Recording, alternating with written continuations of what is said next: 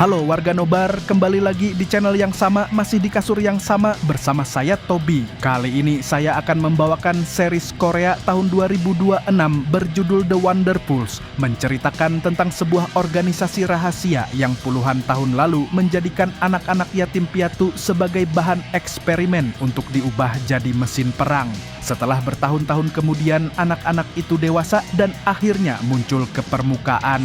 So, tanpa berlama-lama lagi, siapkan mata, telinga, dan anu-anuan kalian, seduh kopinya, gulung sarungnya, mari kita nonbar.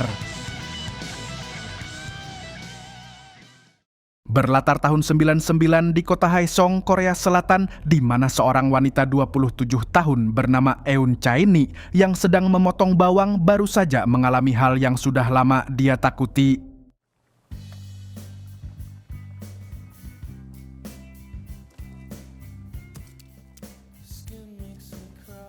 Wanita yang sejak kecil bersifat impulsif dan berperangai keras sampai dijuluki warga sekitar sebagai raja rusuh ini ternyata mengidap gagal jantung kongestif tahap akhir, dan dokter menyampaikan dengan berat hati kalau tubuhnya tidak akan kuat menjalani operasi lain sehingga dipastikan hidupnya tak akan lama lagi.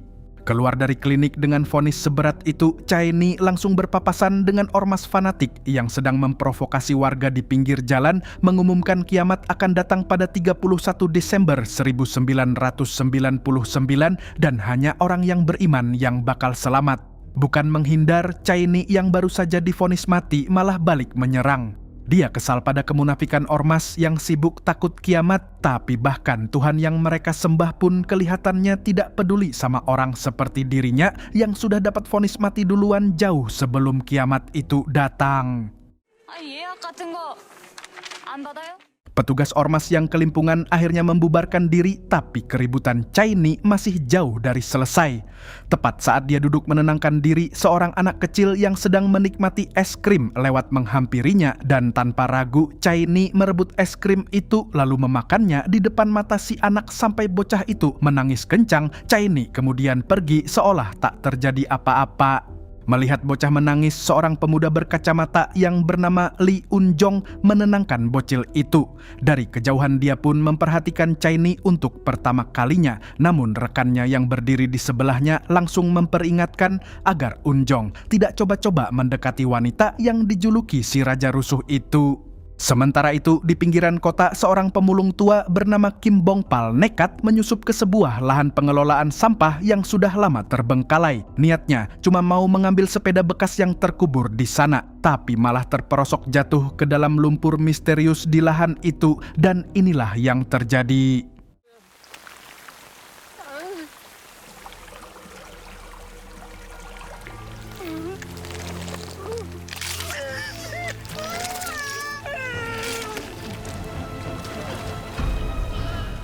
Keesokan harinya di kantor kecamatan Haesong, seorang kakek tua datang ke loket pengaduan dengan setumpuk foto. Pak tua ini ngotot kalau dua warga yang hilang dalam 2 minggu terakhir adalah korban pembunuhan berantai. Dari foto itu kita bisa lihat kalau salah satu korban yang dimaksud adalah pria yang sebelumnya masuk ke dalam kubangan limbah, yaitu Pak Bong-pal. Sayangnya laporan seserius itu justru diabaikan petugas yang cuma menyuruh Pak tua membuat laporan resmi ke kantor polisi.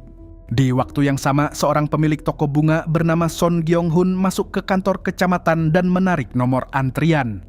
Para petugas senior yang sudah mengenalnya langsung panik dan berpura-pura sibuk dengan urusan masing-masing. Karena Pak Son ini ternyata langganan tetap, yang setiap hari datang membawa keluhan paling absurd soal lahan sampah dekat tokonya. Karena tidak ada pegawai senior yang mau mengurusnya, tugas itu langsung dilempar ke pegawai paling baru, yaitu Lee Un-jong. 지금 내가 거짓말한다는 거야? 이놈아치지 어디서 펜을 방겨는 게 틀림없다니까. Un-jong tetap melayani keluhan Pak Son dan menjawab kalau wilayah itu adalah milik pribadi sehingga tidak mungkin bagi pemerintah untuk sembarangan masuk tanpa izin. Un-jong juga menjelaskan kalau pemerintah juga sudah menginvestigasi laporan-laporan sebelumnya, tapi Pak Son masih tidak puas dengan jawaban Un-jong. Setelah berhasil menghadapi keluhan warga yang tak ngotak itu, Unjong pun dihampiri Pak Tua yang sebelumnya diabaikan. Di sana, Pak Tua membongkar rahasia yang sudah dia simpan puluhan tahun. Menurutnya, kota kecil ini nampak tenang dari luar, tapi kasus orang hilang seperti ini pernah terjadi 20 tahun yang lalu, dan saat itu yang hilang tidak hanya orang dewasa, tapi juga puluhan anak-anak. Sebelum pamit, Pak Tua sempat memperingatkan Unjong agar berhati-hati karena dia bukan warga asli desa itu. 사람들이 수십이 넘었거든. 잘 모를 것 같아서 20년 전에 무슨 일이 있었는지. Setelah pulang, Pak Tua dihampiri oleh ormas fanatik yang tadi pagi memprovokasi di pinggir jalan. Mereka menawari Pak Tua keselamatan dengan tone manis-manis yang bikin merinding, dan tentu saja Pak Tua menolak. Yang Pak Tua tidak tahu, ormas ini bukan ormas sembarangan. Tepat saat salah satu anggota ormas yang berada di belakang mengangkat tangannya, keranjang milik Pak Tua pun ikut terangkat dan...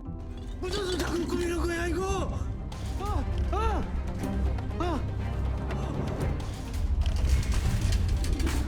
Di sisi lain, Chaini bertengkar dengan satu-satunya keluarganya, yaitu nenek pemilik kedai melimpah. Chaini minta uang untuk liburan dan nenek menolak mentah-mentah. Ketegangan pun memuncak saat Chaini menyebut kata mati. Dari percakapan itu, kita bisa tahu kalau si nenek sudah tahu kondisi Chaini.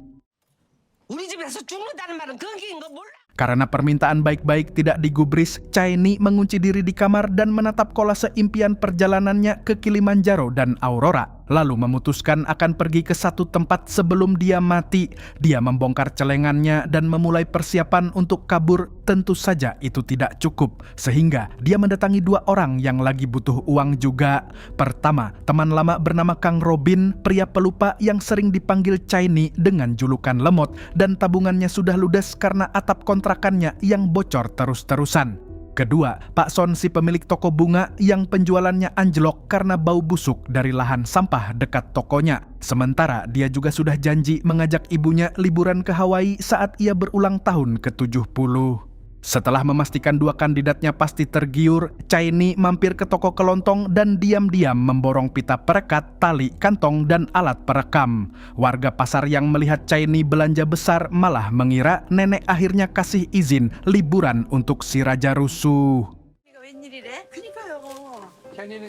Selesai belanja, di luar malah hujan deras dan sialnya roda kopernya pun patah. Di kolong jembatan, dia menemukan gerobak Pak Bongpal ditinggal begitu saja di jalan. Chaini berniat meminjam gerobak itu untuk mengangkut kopernya. Tapi Unjong yang sudah mengamati Chaini sejak di toko kelontong tadi langsung menghubungkan tiga hal sekaligus, yaitu laporan Pak Bongpal hilang, reputasi Chaini si Raja Rusuh, plus koper besar mencurigakan. Unjong pun memergoki Chaini dan minta pemeriksaan kopernya. Karena Chaini menolak, terjadilah tarik-menarik koper dari dua arah dan...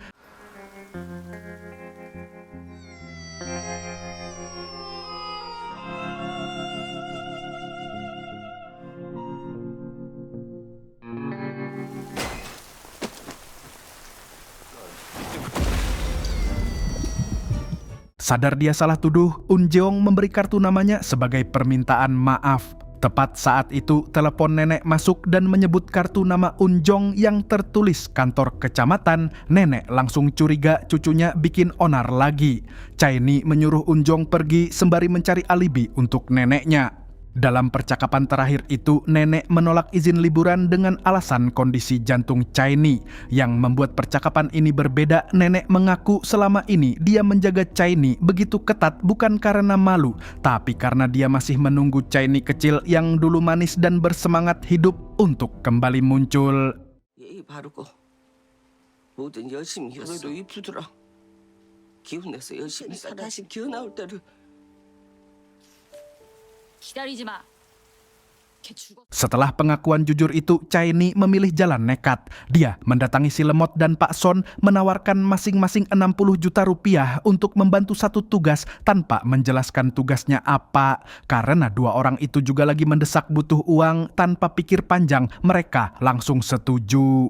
Sebelum kita tahu apa rencana Chai-ni, di sisi lain kita akan diperlihatkan ibu-ibu tetangga yang menegur Unjong karena ada suara gemuruh tiap malam padahal dia tinggal sendirian. Unjong hanya meminta maaf dan begitu pintu ditutup, kondisi sebenarnya kamarnya pun terbongkar.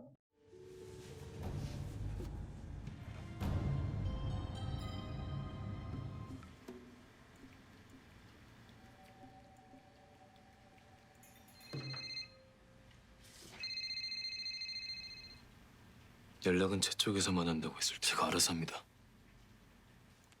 Setelah memutus panggilan, Unjong membuka lacinya yang dilakban rapat.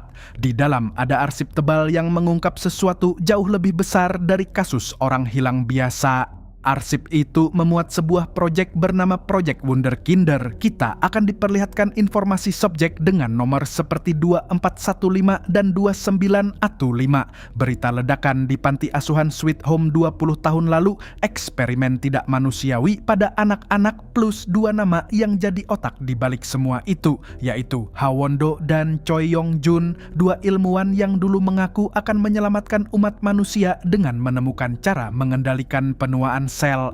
Di antara berkas itu, ada juga satu clipping pengakuan mantan petugas keamanan lab yang membongkar kekejaman proyek itu dari dalam. Yang jelas dari sini kita tahu kalau Unjong bukan petugas kecamatan biasa. Saat melakukan investigasi di tempat para tunawisma, Unjong menemukan selebaran dengan logo Gereja Keselamatan Abadi dengan alamat di Haedeul Ri nomor 13, persis di lokasi yang tadi pagi diadukan Pak Son. 3 lapis konspirasi bertemu di satu titik geografis yang sama dan Unjong paham ada yang tidak beres di Haeseong. Sayangnya, dia datang terlambat. Pak Tua yang tadi didatangi para ormas fanatik ternyata sudah dipindahkan ke sebuah fasilitas rahasia seperti penjara bawah tanah.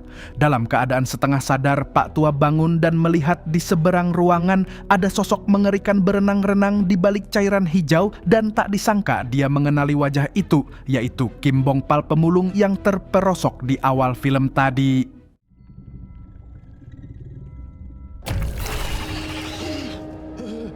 Di sebuah rumah kaca terbengkalai, rencana Chai-ni mulai dijalankan. Dia diikat di kursi sebagai sandera.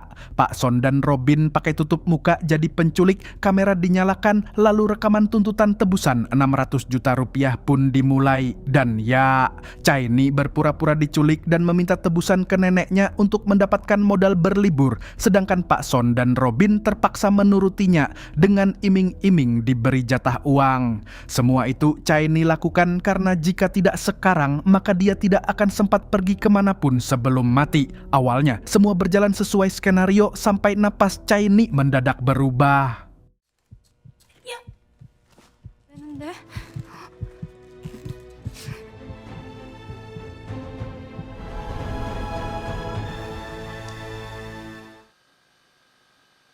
Tak menyadari apa yang terjadi pada Chai-ni, Pak Son justru ngomel ke kamera karena berpikir akting Chai-ni kurang dramatis dan minta take ulang. Robin menyadari Chai-ni tak merespon dan mengangkat wajahnya, dan baru disitulah mereka sadar Chai-ni benar-benar tidak bernapas.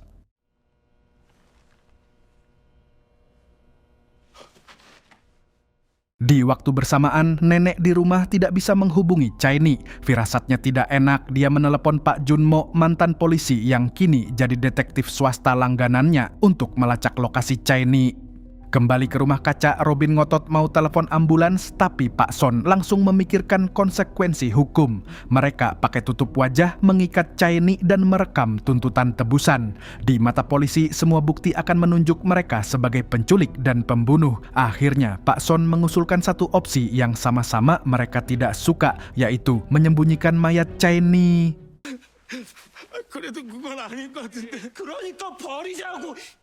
자리 제 친구란 말이에요.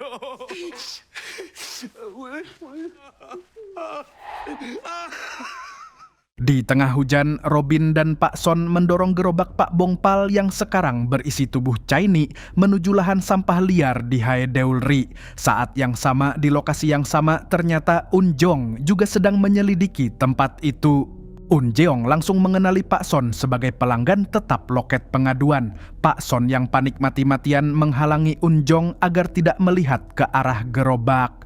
Dalam tarik-menarik dan kepanikan itu, Robin tanpa sengaja terdorong ke arah gerobak dan...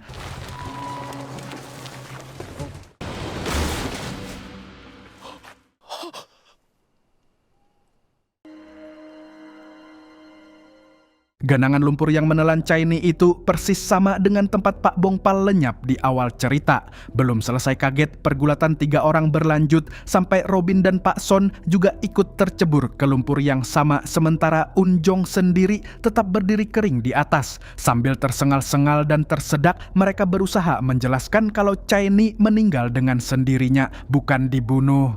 Unjong yang tetap waspada menyentar ke arah lumpur untuk verifikasi keberadaan tubuh sebagai bukti utama. Tapi yang dia lihat saat itu langsung menghancurkan semua logika.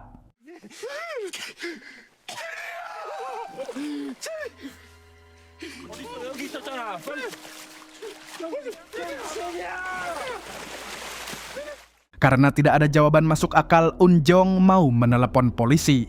Pak Son dan Robin panik mencoba menahannya. Tanpa sengaja, panggilan ke 112 sudah aktif dari ponsel Unjong dan petugas di seberang mendengar seluruh pengakuan mereka. 신고자분, 납치 살인이라고 하셨습니까 지금? Di waktu bersamaan, nenek di kedai melimpah mendengar sirene polisi melintas, firasatnya berkata yang paling buruk. Sementara itu, di lahan sampah, polisi sudah datang menangkap Pak Son dan Robin hingga mengejar sampai ke kubangan. Sementara polisi lainnya meminta keterangan Unjong soal pembuangan jenazah. Tapi tepat saat itu juga dari arah belakang, sebuah sosok berjalan keluar dengan langkah pelan, dengan kondisi tubuh persis sama dengan Chiny yang tadi sebelumnya dinyatakan mati. 제 첸이 아니니?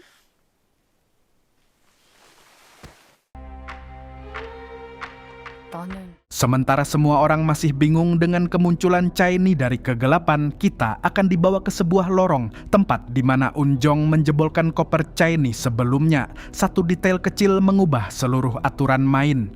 Berbagai alat logam tajam tergantung di dinding dan Unjong berdiri sendiri di sana.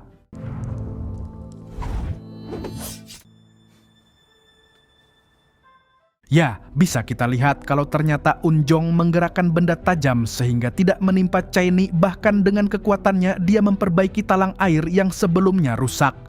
Dan di momen ini juga diperlihatkan kalau Unjong tahu sesuatu soal kematian Chiny sebelumnya.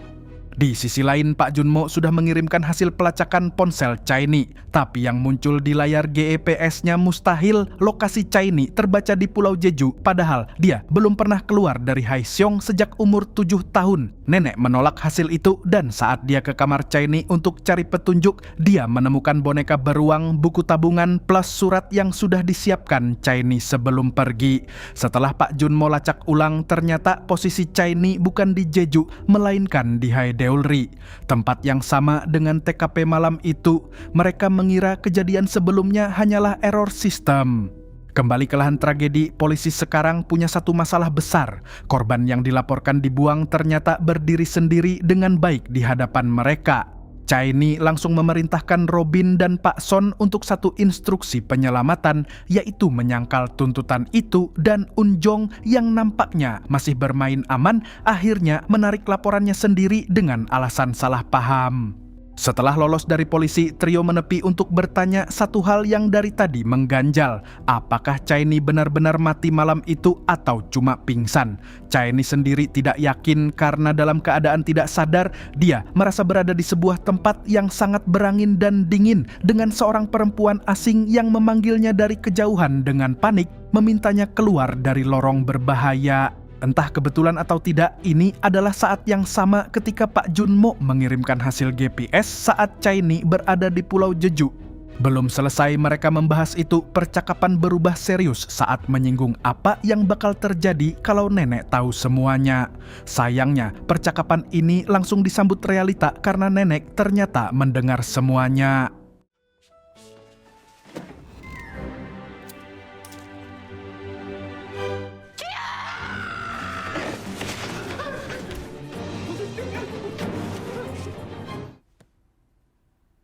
나와. Begitu nenek memanggil mereka keluar dari persembunyian, Pak Son dan Robin refleks mengkhianati Chiny dengan mengaku semua adalah rencananya. Tinggal Chiny sendiri yang masih bersembunyi di dalam lemari sampai nenek mengintip ke balik pintu lemari dan menemukan tempat itu sudah kosong. Detik berikutnya, Chiny mendadak muncul di sebuah lokasi syuting drama sejarah live dengan kostum Joseon, masih pakai baju pasien. Sedetik kemudian dia kembali ke dalam lemari semula. Chiny masih belum mengerti apa yang terjadi padanya. 어떻게 할머니? 우리가 어떻게 이상한데? Sementara itu, di fasilitas rahasia tempat Pak Tua disekap, organisasi misterius itu mengorek informasi dengan cara yang lebih kejam dari siksaan. Seorang perempuan bernama Juran yang punya kemampuan ilusi menampilkan dirinya sebagai istri Pak Tua yang sudah lama meninggal. Dalam ilusi makan malam yang hangat itu, Juran bertanya soal anak yang mereka cari. Tanpa sadar, Pak Tua yang ternyata dulu pernah bekerja sebagai penjaga keamanan di laboratorium itu membongkar nama dan nomor yang dia ingat dari tragedi 20 tahun lalu. 글쎄, 원의 아이는 잘 모르겠는데 다른 아이 하나는 분명히 기억하고 있어. 근데 그 아이가 분명 그 아이였어.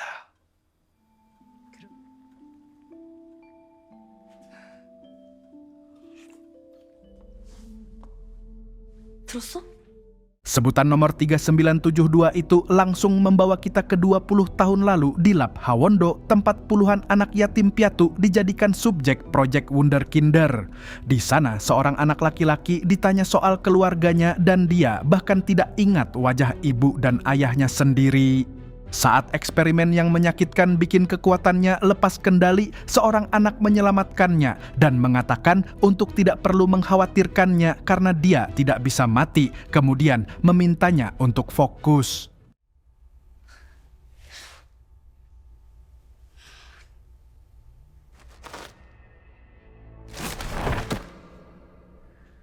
Dan ya, semua flashback tadi ternyata terhubung ke Unjong.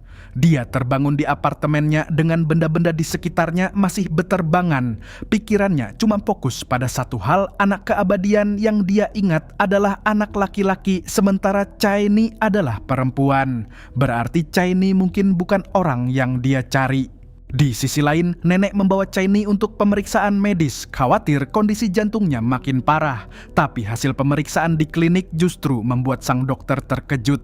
Alih-alih memburuk pemindaian, justru menunjukkan gumpalan darah di kaki Chiny hilang sepenuhnya, ginjalnya bersih, peradangan katup jantungnya hilang total, dan ukuran jantungnya kembali normal seakan-akan dia tidak pernah sakit seumur hidupnya. 신장도 깨끗하고 그리고 지난번에 보였던 판막은 이게 완전 크기가 정상으로 건강해졌어요. Kabar keajaiban itu langsung membuat nenek paham ada sesuatu di balik kesembuhan cucunya. Karena itu, dia menghubungi kontak lama yang sudah puluhan tahun tidak dia hubungi, yaitu Direktur Choi Yong Jun yang tidak lain adalah mantan Direktur Lab Hawondo. Sayangnya, panggilan itu tidak diangkat dan hanya masuk ke voicemail saja. Sementara itu, Robin dan Pak Son justru lagi bertengkar karena saling menyalahkan soal kematian Chiny. Saking emosinya, Robin yang biasanya cuma bisa nangis, kali ini melempar kaleng ke dinding sambil teriak. Yang terjadi setelah itu benar-benar di luar bayangan.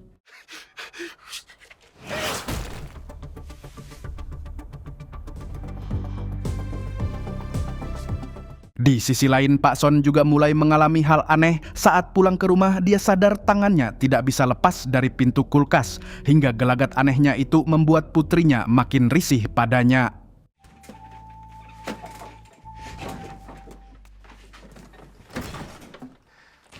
얼음 먹을래? 시원하게. 네가 문제냐 내가 문제냐. Kembali ke kedai melimpah, nenek akhirnya bisa duduk berdua sama Chiny dengan tenang. Ini momen pertama dalam 27 tahun mereka bicara tanpa amarah. Nenek mengaku selalu hidup dalam ketakutan kehilangan Chiny, tapi seberapapun takutnya dia masih kalah jauh sama takut yang Chiny rasakan sendiri. Setelah itu, nenek mengeluarkan benda yang sebelumnya tidak pernah dia kasih, yaitu paspor Korea Selatan.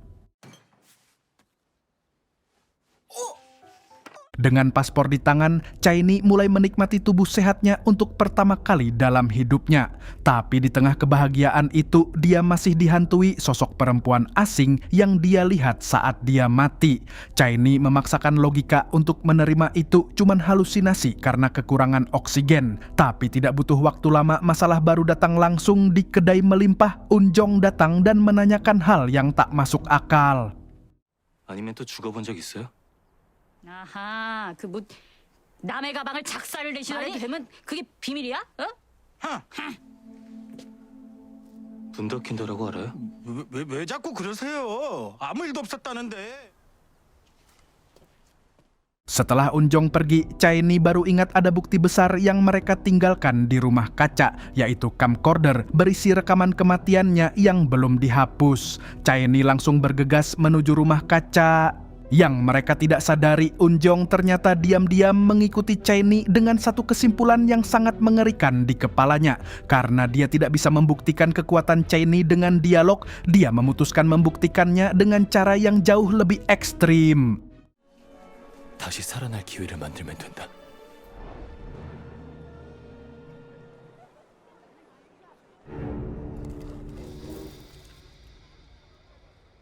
근데 만약 아니면 Chaini tiba di rumah kaca, tapi dia tidak bisa menemukan camcorder tersebut. Ternyata camcorder itu sudah lebih dulu diambil seorang pemulung dan dia memutar rekaman utuh kematian Chaini lengkap dari awal sampai konfirmasi mati di akhir. Unjong yang sedari tadi mengikuti Chaini muncul dan dia yang akhirnya membeli camcorder itu dan memegang bukti paling vital itu. Setelah mendengar dengan telinganya sendiri kalau Chaini benar-benar mati, Unjong tidak lagi punya keraguan. Dia langsung mengeksekusi rencananya. Sebelum Chaini sempat sadar, Unjong sudah mengunci satu-satunya jalan keluar dari rumah kaca, lalu menarik napas panjang sebelum mengangkat tangannya dan...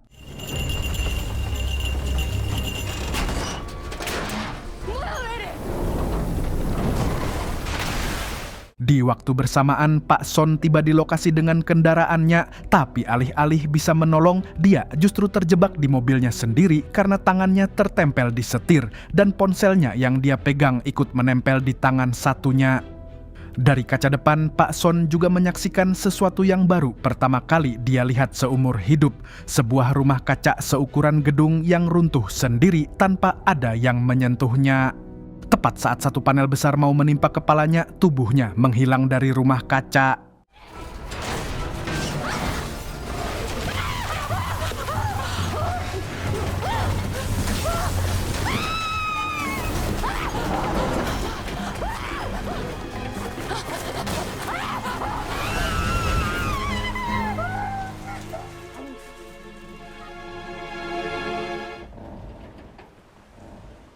Setelah rumah kaca rata dengan tanah, Unjong membersihkan reruntuhan dan berdiri di antara reruntuhan itu tanpa menemukan jejak Chaini. Pak Son hanya bisa diam bersembunyi menyaksikan itu semua. Tapi tanpa mereka sadari ada satu pasang mata lain yang juga mengamati semuanya dari kejauhan. Seorang pria bernama Palho yang ternyata sudah lama mencari Unjong sejak puluhan tahun lalu, akhirnya menemukan sosok yang dia cari dengan satu nomor yang sudah dia hafal di luar kepala.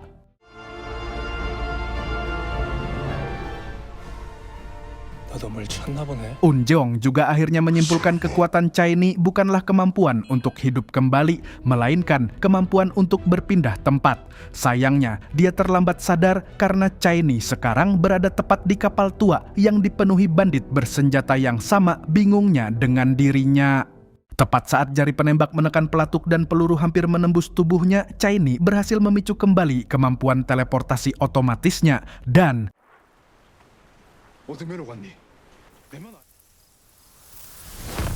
Di sisi lain, nenek justru mendapat kabar paling mengejutkan dari Pak Junmo, yaitu Direktur Choi. Koneksi lamanya yang sebelumnya coba dia hubungi ditemukan tewas.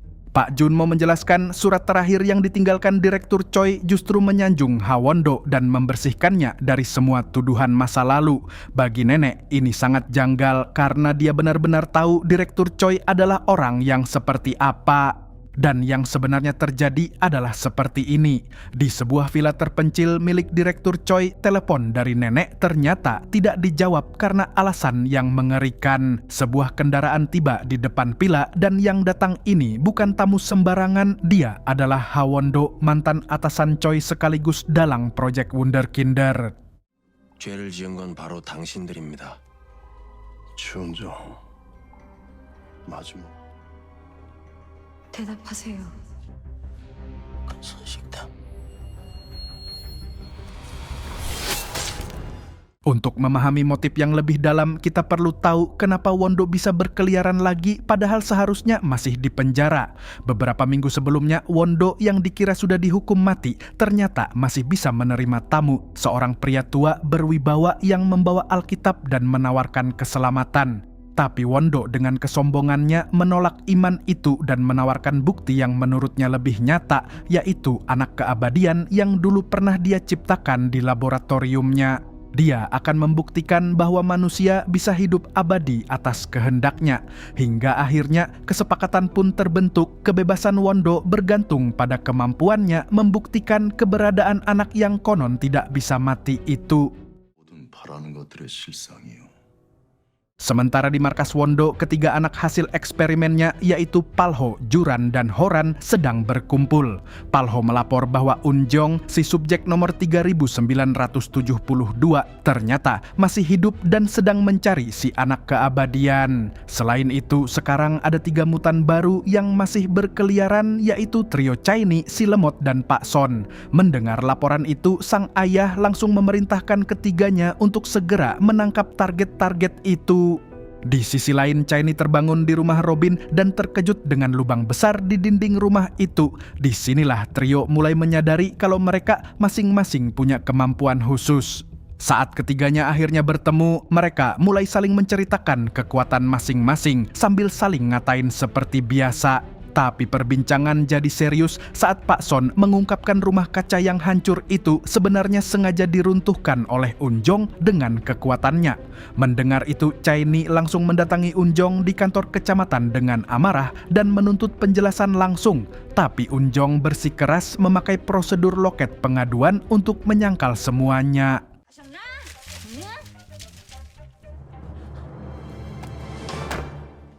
Kejadian 20 tahun lalu itu masih terus berputar di kepala Wondo. Sekarang konspirasi yang dulu cuma di arsip pribadi Unjong sudah jadi pengetahuan publik lengkap dengan nama Hawondo sebagai dalang seluruh eksperimen. Sementara itu di Haideul, 2 polisi yang menerima pengaduan warga datang memeriksa gereja keselamatan abadi. Di dalam gereja itu nampak luas dan mewah, meski begitu tidak ada aktivitas mencurigakan. Bahkan saat polisi meminta memasuki ruang bawah tanah, ya, Horan menggunakan kemampuan halusinasinya untuk mengelabui polisi, bahkan teriakan Pak Tua dari sel pun tidak terdengar, sehingga polisi pun pulang dengan tenang tanpa mencurigai apapun. Tentu saja trio tidak menyerah, mereka mengikuti Unjong hingga akhirnya berhasil menyeretnya masuk ke dalam mobil. Mereka meminta penjelasan tentang kekuatan masing-masing dan minta dilatih. Sayangnya Unjong pura-pura tidak paham dan tetap menolak hingga akhirnya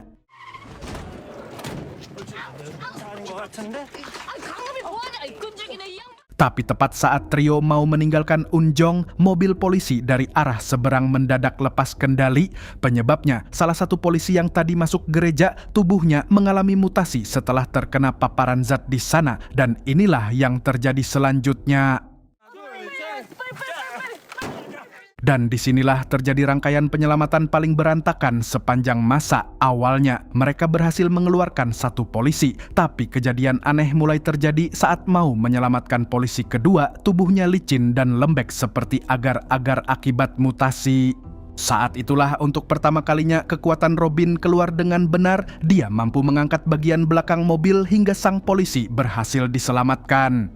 Yang ternyata tanpa mereka sadari, semua itu adalah ulah Unjong yang diam-diam membantu mengangkat mobil dari jauh dengan telekinesisnya. Tidak sampai di situ, di tengah kekacauan, Pak Son yang diminta mengambil air malah panik karena melihat ikan mas raksasa di saluran air, persis seperti yang dia laporkan dari awal.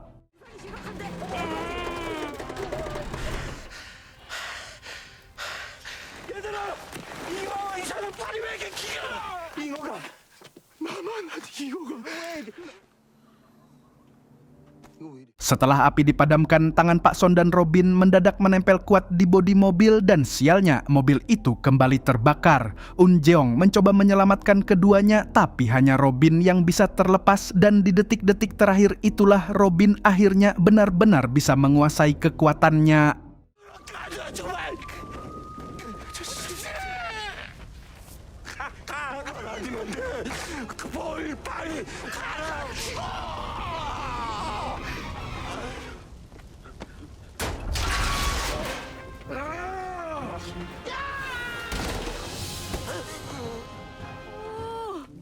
살았네. 굉장한데? 그치?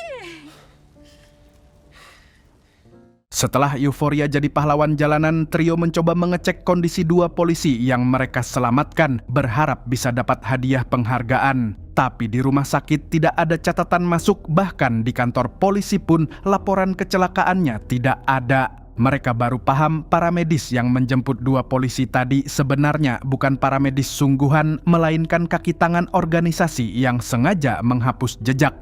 Kemenangan kecil mereka pun hilang begitu saja. Sementara itu, Un Jeong yang sudah lama menggali kasus ini akhirnya menemukan benang merah dari seluruh keanehan di Haeseong. Mulai dari lahan limbah dekat toko Pak Son, lokasi gereja keselamatan abadi di Haedeul, kolam tempat ikan mas raksasa, sampai laporan orang hilang Pak Tua, semua titik itu terhubung dalam satu peta yang sama saat dia memeriksa arsip data milik kota. Di koridor kantor kecamatan, Un Jeong dihampiri pria yang tidak pernah dia harap ditemui lagi, yaitu Palho. Palho tidak memanggilnya dengan nama Lee Un Jeong, melainkan dengan nomor 3972.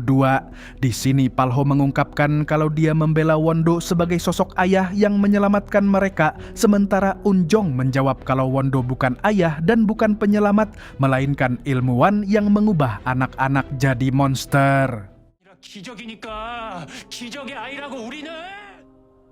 안 그래도 불량품들은 조용히. Setelah pertemuan itu, Chaini mendatangi Un Jeong dengan satu pertanyaan yang mengganjal. Apakah dia akan mati lagi setelah baru saja dapat menikmati hidup? Untuk pertama kalinya, Un Jeong berhenti memperlakukan Chaini sebagai objek tes. Namun di saat bersamaan ada rekan kerja yang masuk ruangan. Untuk menghindari kesalahpahaman, Un Jeong refleks pakai telekinesis untuk menyembunyikan Chaini di langit-langit ruangan.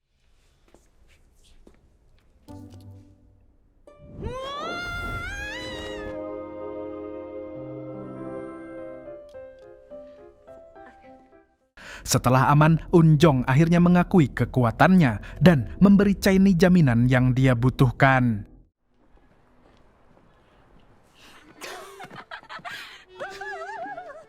Tapi tepat saat Chaini keluar dari kantor kecamatan, Palho yang dari tadi membuntuti dari kejauhan langsung beraksi. Dia mengarahkan telekinesisnya ke leher Chaini dengan niat meremukkannya di tempat.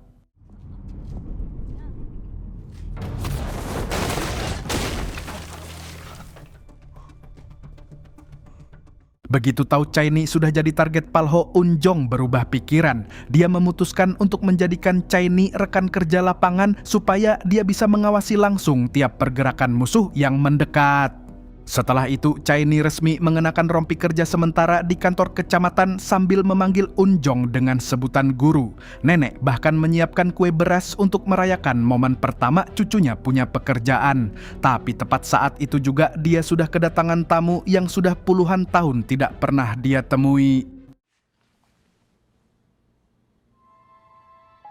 여전하시네요. Kemudian cerita akan berpindah ke beberapa tahun yang lalu. Di sebuah hutan tenang, seorang anak perempuan kecil bernama Juran sedang menikmati suasana di antara pepohonan. Yang spesial dari momen ini, sejak lahir Juran tuli dan suara Wondo yang menyatu dengan desiran angin di antara pepohonan adalah suara hangat pertama yang pernah dia dengar di hidupnya, berkat alat dengar yang Wondo ciptakan. Dari momen sederhana itulah dia kelak akan memanggil Wondo dengan sebutan ayah, bukan karena ideologi, melainkan karena pernah merasa benar-benar diselamatkan. Sayangnya, kebahagiaan itu tidak bertahan lama. Laboratorium terbakar dan di tengah kobaran api, Wondo yang terluka menyuruh Juran lari dan bersembunyi sambil berjanji akan kembali mencari semua anak-anaknya. Janji itulah yang membuat 3 subjek yaitu Juran, Palho, dan Horan tumbuh besar dalam persembunyian sambil menunggu sang ayah kembali. Dan setelah 20 tahun, Wondo akhirnya bebas dari penjara dan mengumpulkan ketiga anaknya dengan satu misi, yaitu menemukan anak keabadian. Karena menurut Wondo, hanya jantung anak abadi itu yang bisa menyembuhkan efek samping eksperimen yang terus menggerogoti tubuh mereka. Kembali ke kedai melimpah, Wondo dan ketiga anaknya hadir di hadapan nenek. Di sini terungkap kalau nenek bukan orang awam, dia adalah Nyonya King, mantan donatur utama proyek yang dulu mengaku membiayai eksperimen Wondo demi menolong anak-anak yatim piatu yang sakit. Wondo membalas tuduhan itu dengan menyebut nenek juga turut bertanggung jawab atas korban eksperimen. Saat itulah Juran mengeluarkan kemampuannya, suaranya menggema langsung di kepala nenek, memaksanya menjawab keberadaan anak keabadian. Tapi jawaban nenek sungguh tidak terduga. 대답하세요. 그 뭐라고요? 영혼의 아이가 있는 곳은 큰 손식당. Bantahan Wondo itu langsung membawa kita kembali ke laboratorium 20 tahun lalu, di mana seorang anak laki-laki yang diikat di meja eksperimen, detak jantungnya berhenti berulang kali lalu hidup lagi, dan Wondo memerintahkan untuk mengulang eksperimen itu berkali-kali. Saat penyiksaan tidak juga berhenti, ada seorang anak lain mencoba menghentikannya. Dia adalah anak nomor 3972 alias Unjong kecil yang ternyata kekuatannya saat itu meledak tanpa kontrol dan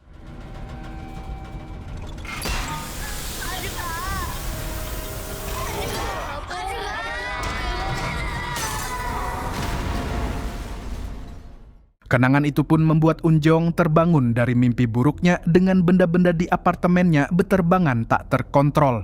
Sementara itu di kedai melimpah, nenek juga tersadar dari ilusi pikirannya. Para pelayan kedai memandangnya bingung. 근데 은주야. 앉아 계셨구만. 파츠는 얼마나 해요? Setelah mimpi buruk itu, Unjeong langsung membuka arsip subjek lama dan akhirnya menemukan 3 foto dengan kekuatan masing-masing, yaitu Palho dengan gravitasi, Juran dengan kontrol pikiran, dan Horan dengan halusinasi visual. Keesokan harinya, Chaini mengajak kedua temannya ikut kerja bakti balai kota, dan dia spontan memproklamasikan mereka sebagai tim layanan pengaduan balai kota Haesong, sehingga Unjong mau tidak mau harus jadi mentor bagi mereka. Tak disangka, peserta kerja bakti hari itu juga membawa anggota gereja keselamatan abadi, dan saat mereka menyebut sampah harus segera dipungut, Unjong langsung waspada karena itu adalah bahasa kode jaringan Wondo untuk mengambil target mutan. Karena gereja sudah masuk dalam zona kerja bakti, Unjeong mengunci trio di sebuah ruangan dan memberi satu aturan tegas, mereka harus menyembunyikan kekuatan dan menemukan pemicunya sendiri lewat latihan. Di sisi lain, di laboratorium Wondo, salah satu subjek mutan yaitu Kim Bong Pal kondisinya melemah, akhirnya diperintahkan untuk dibuang seperti limbah. Adegan itu disaksikan Horan yang mulai meragukan ayahnya, tapi Juran tetap setia membela perintah itu.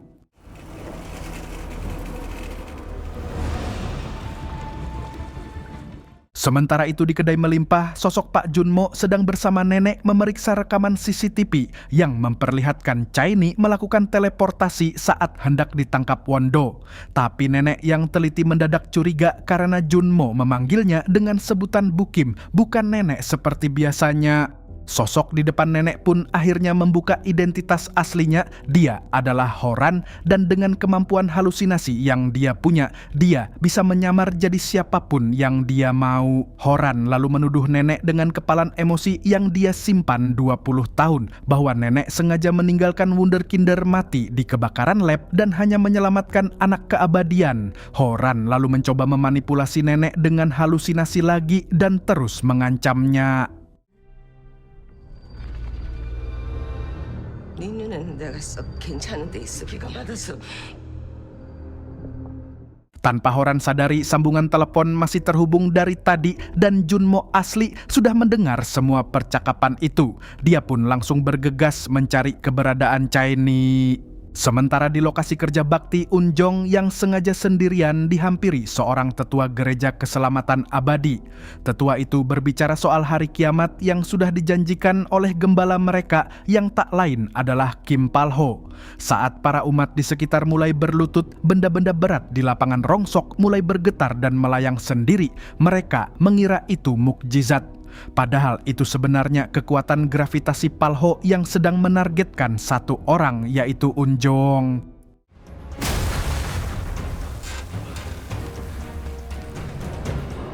Di sisi lain, Chaini yang masih di ruang latihan sudah putus asa karena tidak kunjung bisa teleportasi. Tapi di saat dia tantrum ingin segera pamer ke guru, justru dia malah teleportasi langsung ke medan tempur.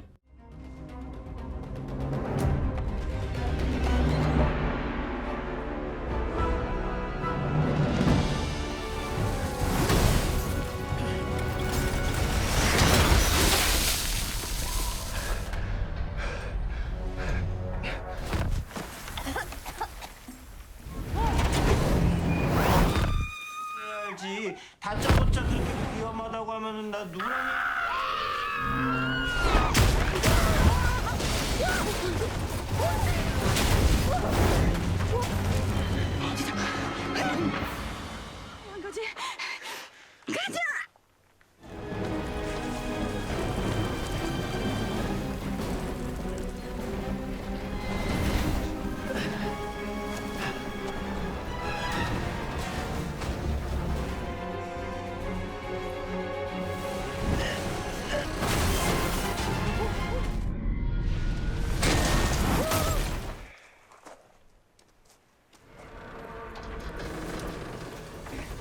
Tepat di detik kritis, Robin berhasil mengangkat mobil itu dengan kedua tangannya, lalu melempar mobil itu jauh. Akan tetapi Chaini dan Unjong ternyata sudah lebih dulu menghilang dari medan perang, meninggalkan Robin sendirian melawan Palho.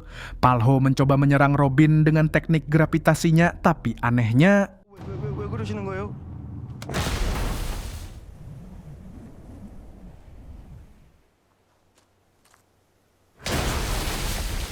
뭐 하시는 거예요? 쿵. 예, 맞죠? 이거 쿵. Di sisi lain, Chaini dan Unjong sudah berada di hamparan salju di bawah Aurora. Untuk pertama kalinya Chaini keluar dari Haeseong, dan untuk pertama kalinya impian yang dia kumpulkan sejak divonis mati akhirnya terwujud. Sayangnya, Chaini terluka parah di bagian leher, dan meski dia bahagia bisa melihat Aurora secara langsung, tatapannya makin meredup. Unjong berusaha menutup luka itu, tapi semuanya sudah terlambat.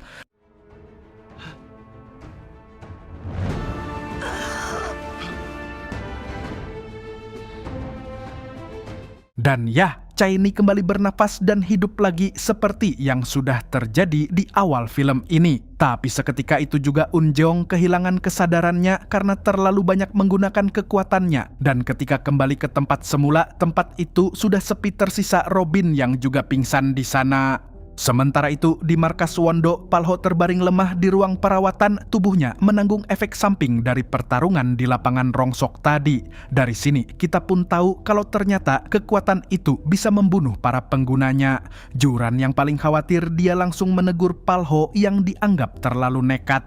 Saat itulah Horan terdiam mengingat masa lalunya dengan Unjong. Di laboratorium, dia memperlihatkan ilusi kolam dengan ikan-ikan berwarna-warni untuk menenangkan Unjong kecil yang ketakutan di lab. Dari momen itu kita pun tahu ternyata diam-diam Horan punya rasa pada Unjong.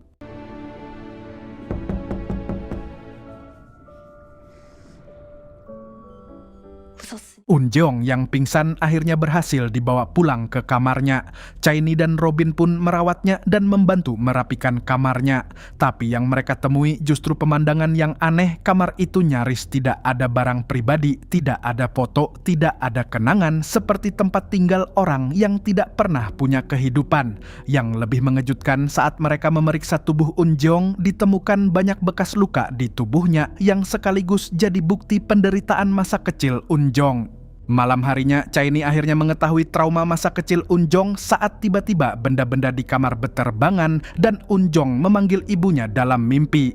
Chaini dengan sabar bisa menenangkannya, mengusap dahinya pelan-pelan sampai Unjong kembali tertidur tenang. Keesokan harinya, trio nekat mendatangi Unjong di kantor kecamatan lengkap dengan rompi kerja bakti yang masih dipakai.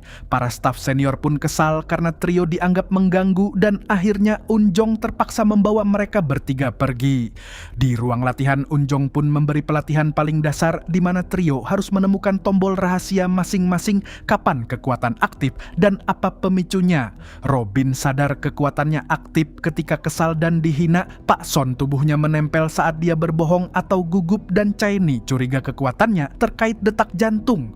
Latihan semakin kacau saat Chaini panik melihat seekor kecoak dan ternyata itu adalah ilusi yang diciptakan Horan yang sengaja dia buat untuk berbicara empat mata dengan Unjong. Tapi yang paling menyakitkan dari serangan itu adalah pengakuan Horan. Dia bilang sosok ibu yang selama ini Unjong lihat di mimpinya sebenarnya adalah ilusi yang Horan ciptakan dari dulu untuk menenangkan Unjong kecil. Satu-satunya memori yang dimiliki Unjong ternyata juga palsu.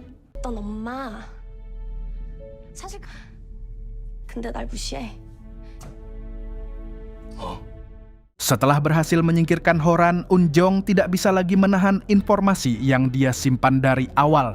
Dia menjelaskan kalau anak keabadian adalah satu-satunya wunderkinder yang sukses, bukan sekedar orang yang tidak bisa mati, tapi orang yang bisa mati lalu hidup kembali. Itu persis sama dengan apa yang Chaini alami semalam di Aurora. Mendengar itu, Chaini langsung pulang dan menanyakan kepada nenek tentang operasi yang dia lakukan dulu, dan dengan menangis nenek pun mengakui kalau dia adalah dalang dari semua ini. Dulu, anak keabadian itu adalah bocah laki-laki yang jadi subjek paling sukses di lab Wondo, tapi tubuhnya hancur saat kebakaran lab. Karena tidak bisa ditolong lagi, nenek dan Direktur Choi mengambil keputusan paling berat dalam hidup mereka, yaitu mencabut jantung bocah itu dan memindahkannya ke Chaini yang sedang sekarat juga. Mendengar pengakuan itu, Chaini terpukul sampai tidak bisa bicara. Chaini membuka arsip kota dan membaca berita tentang kebakaran panti asuhan Sweet Home tahun 1979, daftar korban anak-anak yang hilang, dan nama lab Wondo yang jadi dalang. Apa yang nenek baru saja akui ke dia ternyata cuma satu kepingan kecil dari konspirasi besar yang lebih kelam dari bayangannya. Mengetahui semua fakta itu dan menyadari hidupnya dibayar dengan kematian anak lain, Chaini sangat terpukul dan mengurung diri.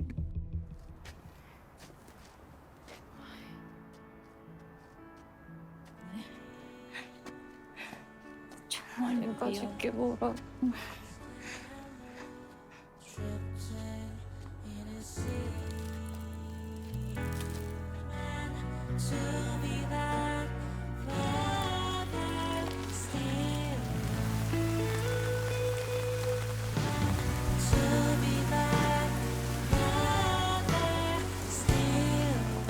Di antara hari-hari hancur itu, Chaini yang kelaparan akhirnya mendatangi Unjong.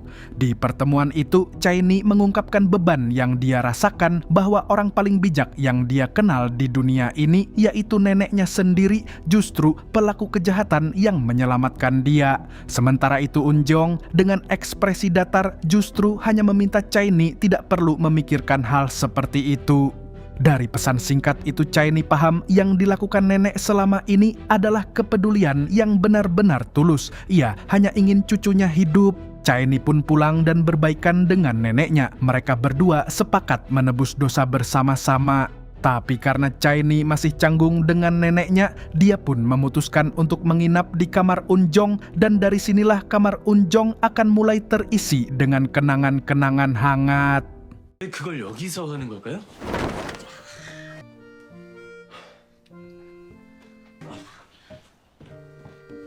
Beberapa hari kemudian, trio melanjutkan latihan untuk menguasai pemicu kekuatan masing-masing. Hasilnya, Pak Son dan Robin sudah mulai bisa mengendalikan kekuatan mereka, tinggal Chaini saja yang belum. Unjong mulai kesal dan memarahi Chaini karena tidak terlihat berusaha mencari pemicunya. Namun dalam perdebatan itu, Chaini tak sengaja minum kopi yang selama ini dilarang karena penyakit jantungnya. Tapi ternyata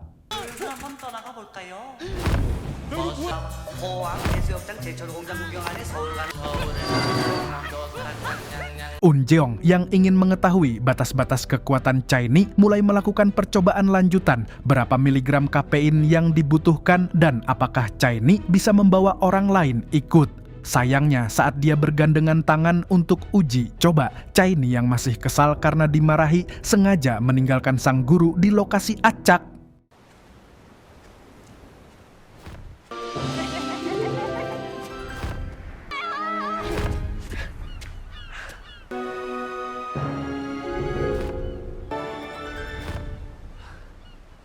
Akhirnya Unjeong terpaksa pulang sendiri. Sesampainya di kamarnya dia mendadak mendapat pesta ulang tahun padahal itu bukan ulang tahunnya. Trio melakukan itu karena ingin Unjeong tidak lagi merasa sendirian. Momen ini sekaligus menunjukkan kedekatan bahwa Chai Ni dan kawan-kawan benar-benar percaya pada Unjeong. Untuk melengkapi pesta, Chai Ni mengajak Unjeong pergi membeli kue di toko roti, sengaja di jam tutup biar dapat diskon. Di perjalanan pulang, Unjeong akhirnya membongkar masa lalunya bahwa dia tidak tahu apakah ibunya benar-benar ada atau ilusi, bahkan dia tidak ingat nama aslinya. Tapi Chai Ni tetap mempercayai Unjeong dan dia bilang langsung kalau di matanya Unjeong sudah berada di sisinya. Unjeong pun terlihat menyambut ungkapan itu dengan senyum tipis, tapi ternyata 본인이 정하는 거예요. 누구 때문이 아니라. 10분의 1 정도는 봐줄 수도 있겠다, 의리상. 그럼 외로울 순 있어도 오니까.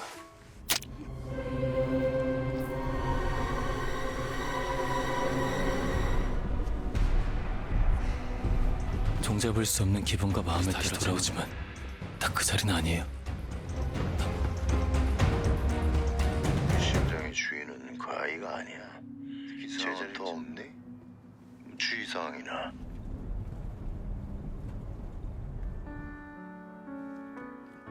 Di sisi lain, Pak Son yang sedang menerima telepon dari ibunya ternyata melihat semua kejadian itu. Dia pun langsung pulang ke rumahnya dan mencoba meyakinkan istrinya Mi Hui untuk segera pergi dari kota itu karena ancaman sedang mengintai mereka. Akan tetapi, Mi Hui justru tidak percaya sudah terlalu banyak omong kosong dan perbuatan tak berguna yang dilakukan Pak Son. Bahkan menurutnya ancaman baginya adalah Pak Son sendiri. Niat awal Pak Son yang ingin melindungi keluarganya kini malah berubah menjadi ancaman cerai. Di waktu yang sama di Gereja Keselamatan Abadi sedang menggelar ibadah besar. Di atas altar, Palho yang berperan sebagai gembala memamerkan mukjizatnya di mana seorang jemaat yang lumpuh dari kursi roda mendadak bisa berdiri dan berjalan tegak. Padahal itu cuma manipulasi kekuatan gravitasi Palho yang dikemas jadi mukjizat religius.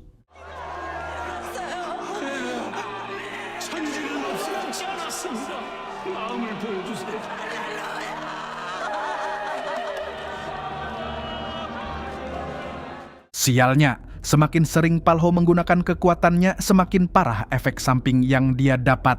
Tepat saat itu juga, Juran yang baru keluar dari ruangan Palho malah dihadang oleh para penjaga bersenjata dengan alasan bahwa lab sedang menjalani prosedur paling penting, jadi dia tidak boleh berkeliaran.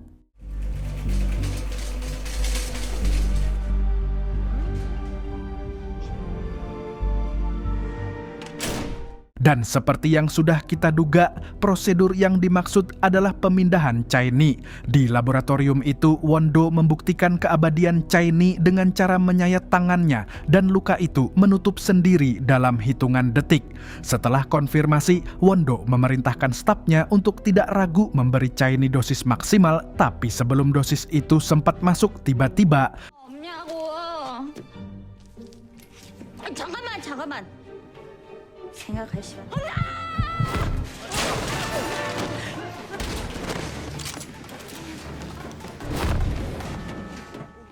Di sisi lain, Unjong sedang membaca arsip pribadi subjek 3972. Di sini terungkap ternyata nama asli Unjong adalah Ko Eun San. Kita akan diperlihatkan juga foto ibu kandung Unjong yang bernama Jang Yun Hui. Dia masih hidup dan tinggal di Korea Selatan. Dan ya, dalang dibalik semua pengkhianatan ini tak lain dan tak bukan adalah Won-do. Beberapa hari sebelumnya, Won-do membujuk Unjong dengan memberikan informasi tentang ibunya dengan syarat Unjong menyerahkan si anak keabadian alias Chae-ni. Tepat saat masih merenung, Chae-ni muncul di hadapannya. Terungkap bahwa Chae-ni berhasil teleportasi berkat jeli kopi yang diselipkan di sakunya. Akan tetapi yang mungkin selama ini tidak kita sadari, setelah teleportasi ke tempat lain, Chae-ni akan kembali ke tempat semula. Menyadari Unjong telah menjualnya ke Won-do, dia melepas Unjong dan teleportasi kembali ke laboratorium dan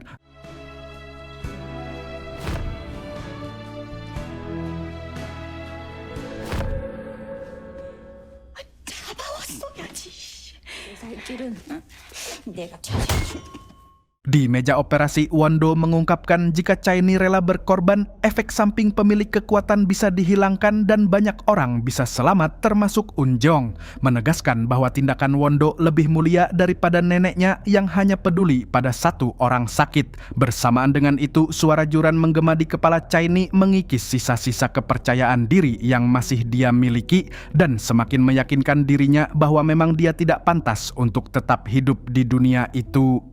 생명을 포기하고서라도 반드시 살아야 하니 아니 그 심장을 가질 자격이 없는 사람.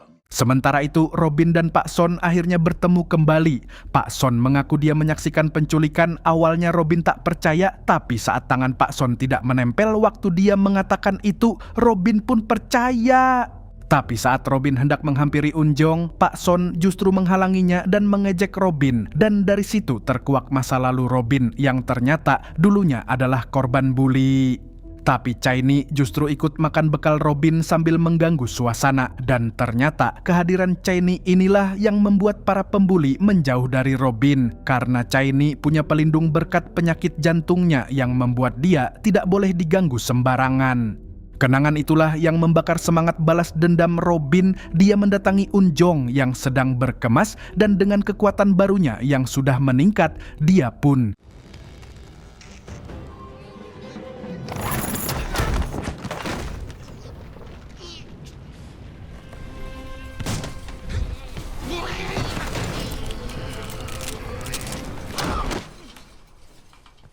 di tengah pertarungan sengit itu, telepon berdering yang ternyata itu panggilan dari nenek. Nenek mengundang Unjong untuk pergi ke rumahnya. Di kamar Chae-ni, Unjong menemukan daftar keinginan Chae-ni. Isinya sederhana tapi menyayat: naik gunung Kilimanjaro, melihat aurora langsung, menonton konser, ciuman pertama, kopi pagi sendiri, punya pacar, dan hidup lebih dari 30 tahun. Kemudian dengan suara bergetar, nenek minta maaf langsung pada Unjong sebagai perwakilan wunderkinder yang dulu dia gagal selamatkan. Sekaligus mengungkapkan tujuan utamanya memanggil Unjong, yaitu menanyakan di mana keberadaan Chae-ni. Setelah pertemuan itu, Robin dan Pak Son kembali mengkonfrontasi Unjong. Awalnya, Unjong bersikeras tidak peduli pada hidup orang lain. Tapi saat dia teringat kenangan-kenangan bersama trio Chae-ni, Robin, dan Pak Son, mereka yang masih menyebutnya teman padahal tahu dia berbahaya, akhirnya dia ambil keputusan dia akan kembali. Bukan demi Chae-ni langsung, melainkan demi teman-temannya yang masih percaya padanya. Dia pun menelpon nenek untuk meminta bantuan. 사람이 필요합니다. 그러지. Setelah itu, Unjong kembali meminta tolong kepada seniornya di kantor kecamatan setelah memohon dan melepaskan harga dirinya. Akhirnya, mereka mendapatkan cetak biru Gereja Keselamatan Abadi lengkap dengan jalur saluran pembuangan dari bekas panti asuhan Sweet Home tahun 1978 yang tembus langsung ke ruang bawah tanah gereja. Mereka pun mempersiapkan misi penyelamatan itu.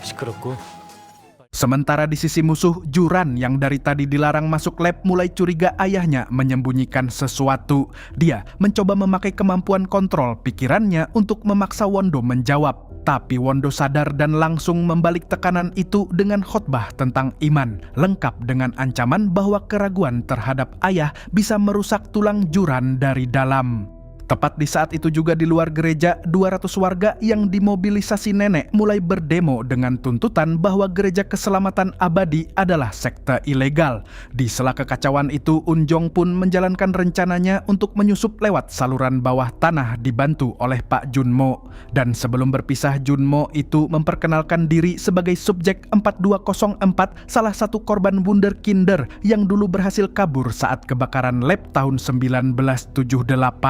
Dan yang lebih mengejutkan, dia bilang ada 20 anak lain yang juga selamat dan sekarang hidup normal. Jadi tidak semua korban proyek itu berakhir hancur.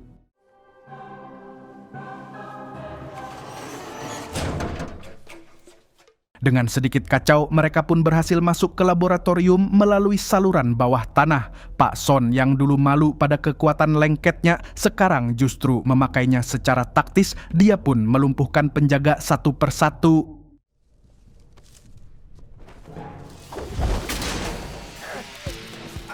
Tapi sialnya, dengan kesombongan itu, Pak Son malah membuka pintu ruangan yang ternyata berisi penuh penjaga. Di luar, polisi sudah datang ingin membubarkan kerumunan, tapi nenek sudah lebih dulu menyiapkan formulir deklarasi hak berkumpul secara legal sehingga polisi tertahan dan tidak bisa langsung intervensi. Sementara di ruang operasi, Chaini akhirnya melihat sosok yang akan menerima jantungnya. Dia adalah pria tua misterius yang sebelumnya membantu Wondo bebas bersyarat dari penjara. Inilah kenyataan paling pahit yang harus diterima Chaini. Jantungnya tidak akan dipakai untuk menyelamatkan banyak orang seperti yang Wondo katakan sebelumnya, melainkan hanya untuk satu pria tua bau tanah pemilik kuasa yang sudah membayarnya. Di titik paling rendah hidupnya itu, Chaini justru menemukan jawabannya. Semua kenangan bersama teman-temannya kembali bergulir dan tepat saat pisau bedah hampir membelah dadanya, tiba-tiba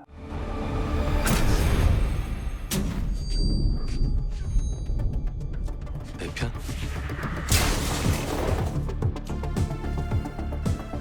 Unjong dan kawan-kawan pun langsung melepaskan ikatan Chaini, tapi penjaga dengan senapan lengkap sudah siap menyerbu mereka dan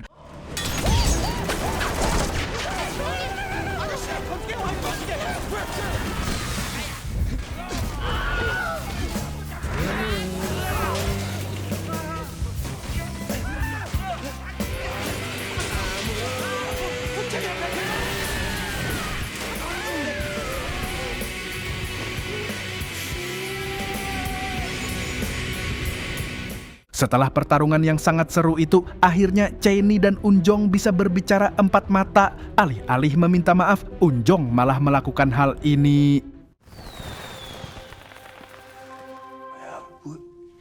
뭐 하는 거야 지금? Hal itu tentu saja meningkatkan kadar adrenalin Chaini dengan sangat efektif. Dia langsung teleport ke kamar Unjong dan segera mengambil perlengkapan. Sementara itu, Palho beserta tim wunderkinder sudah berada di hadapan Unjong sambil menerbangkan semua benda di sekitar mereka. Disaksikan oleh Pak Tua Tunawisma yang dari awal sudah disekap di sana. Unjong yang terpengaruh oleh ilusi Horan hanya diam seperti robot rusak.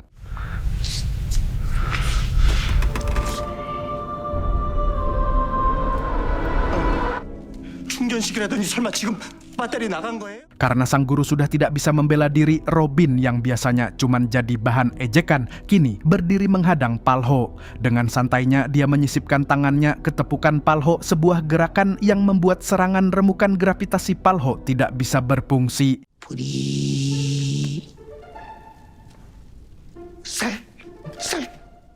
Palho pun marah dan langsung menghina Robin dengan panggilan produk gagal sambil melemparkan pukulan-pukulan keras di kepalanya. Tapi Robin tetap berdiri tegak, lalu 나는요 도시 생활 겸 왕호구가 맞지만은 Meski begitu, ilusi Horan kepada Unjong masih berlangsung. Unjong terjebak kembali di malam kebakaran lab di mana dia melihat sosok anak keabadian, bocah yang dulu jadi subjek paling sukses, tertimpa reruntuhan beton besar di hadapannya. Horan pun terus menyalahkan Unjong atas tragedi itu. Emosi Unjong meledak dan telekinesisnya lepas tak terkendali. Semua benda di sekitar mulai melayang liar.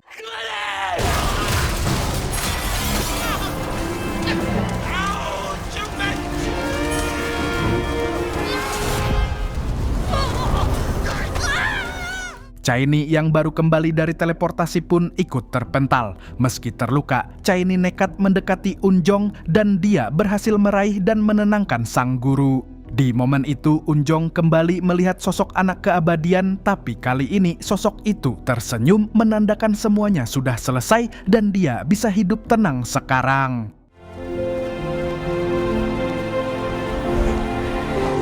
알았다고. 이러다 다 죽겠어. Melihat kondisi teman-temannya yang sudah kelelahan, Chaini langsung teleportasi untuk membawa tim kabur.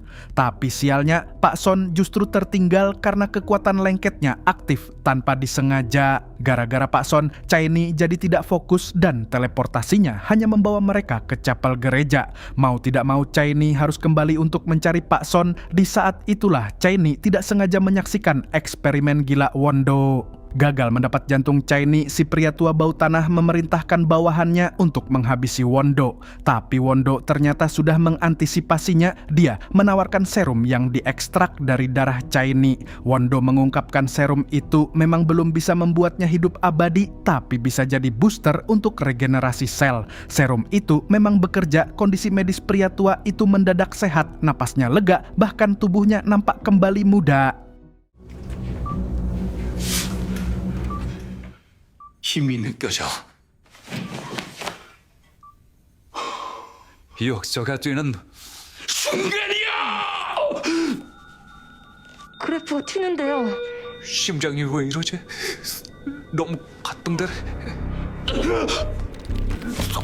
Sialnya, efek serum hanya berlangsung beberapa menit. Tak lama, monitor jantungnya kembali memekik panjang dan tubuhnya justru mengalami penuaan dengan sangat cepat. 구경만 하지 말고 어서 뭐라도 해보란 말이야! 이렇게 허무하게 갈 수는 없어!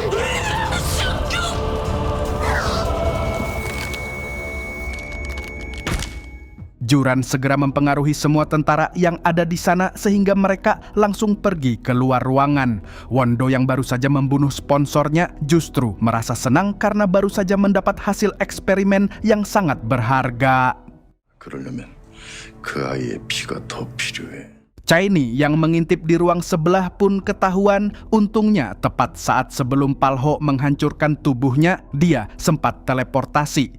Karena teleportasinya masih acak, Chaini mendarat lagi di area utama gereja, tepat di tengah ibadah yang penuh sesak jemaat. Daripada sembunyi, Chaini malah memilih membongkar kedok gereja di depan ratusan jemaat sekaligus. Dia berkoar kalau eksperimen kelam sedang berlangsung di bawah lantai itu dan menuntut warga berhenti menyumbang.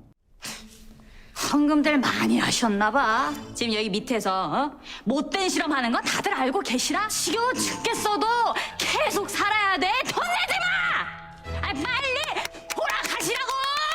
제발 정신들 좀 차리고 집에 가요, 예! 지금 우리 영생교를 헤아리는 외부인이 이 안에 숨어들었습니다. 잡아서 목장님께로 데려오세요. 은혜의 포상을 받게 될 겁니다.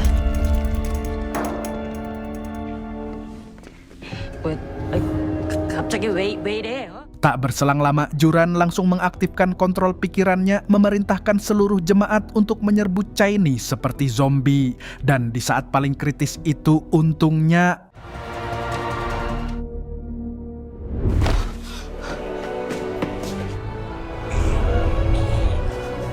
사부, 빨리 여기서 나가는 게 좋을 것 같은데. 구하게 해줘요. 나 그러려고 왔으니까 일단 강로빈 씨부터 데리고 밖으로 이동하세요. 성경훈 씨는 내가 찾을게요.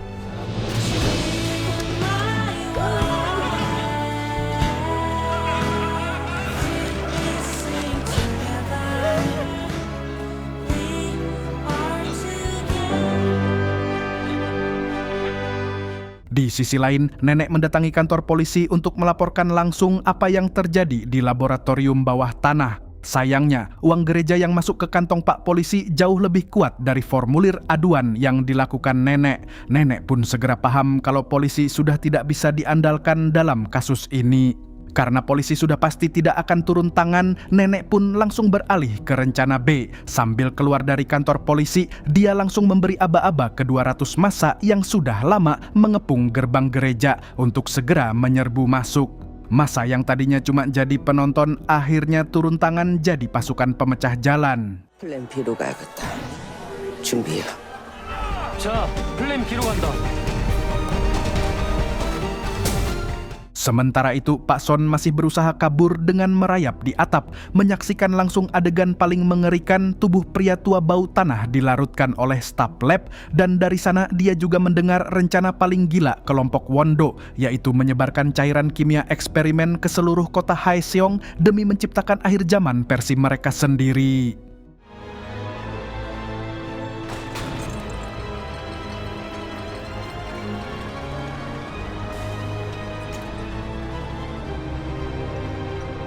혜성 씨의 약물을 얹으면 우리 문미는 뭐가 될까? 재밌겠네. 온 가족이 불량품이 되면 그렇게 재미지겠지.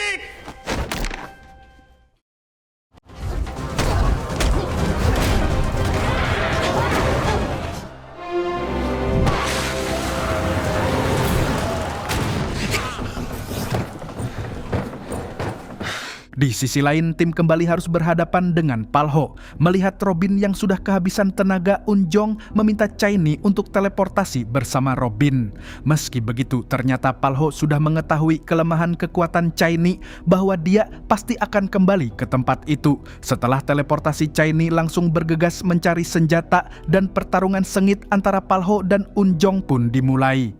그 여자 도망가봤자 다시 돌아오잖아. 돌아오기 전에 끝내려고.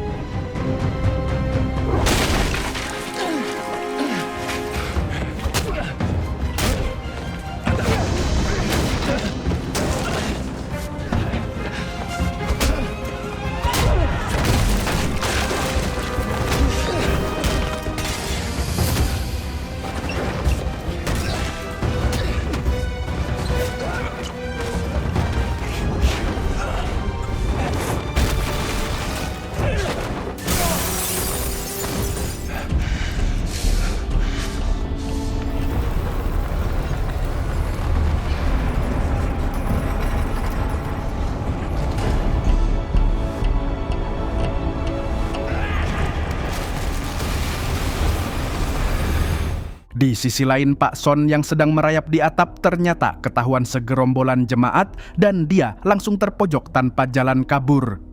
Tepat saat para jemaat hendak menyergap, Chaini kembali muncul lewat teleportasi. Tapi kali ini dia tidak datang dengan tangan kosong. Dia membawa sebuah chainsaw yang langsung berderu di tangannya. Dengan modal nekat dan satu mesin pemotong kayu, Chaini dan Pak Son berhasil membuka jalan keluar dari kepungan jemaat.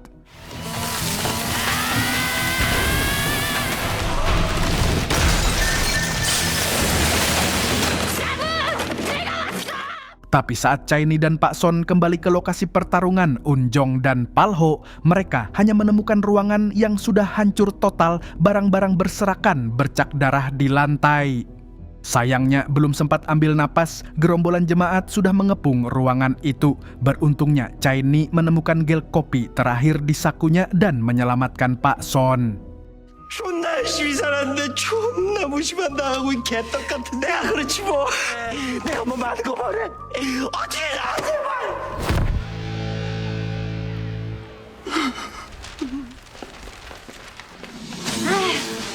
호떡은 누가 뒤집어? 너무 많아. 같이 와. 나이씨. 잠깐만. 200 warga yang dimobilisasi nenek bersama Pak Junmo langsung menyerbu masuk dan tawuran antar warga dan jemaat pun terjadi.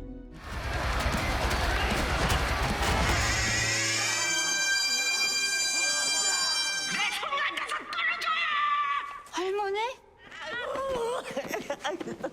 큰손 사장님?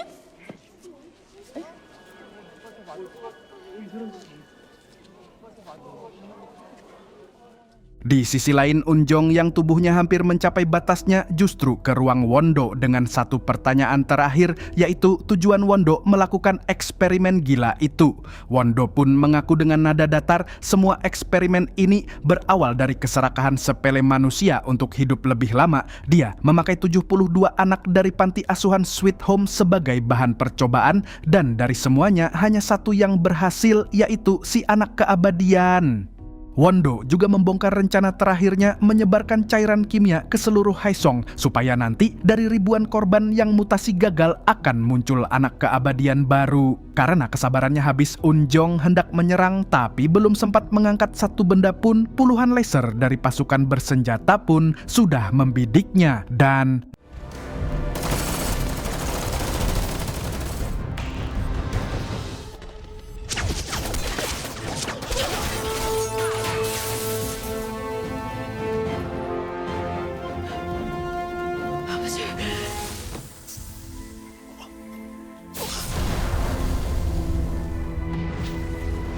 ledakan itu terdengar sampai ke gereja. Chaini yang panik mencoba teleportasi mencari sang guru, tapi yang dia temukan hanya korban-korban dari pasukan musuh yang meminta pertolongan. Dia bolak-balik menyelamatkan orang, tapi Unjong sendiri tidak dia temukan dimanapun.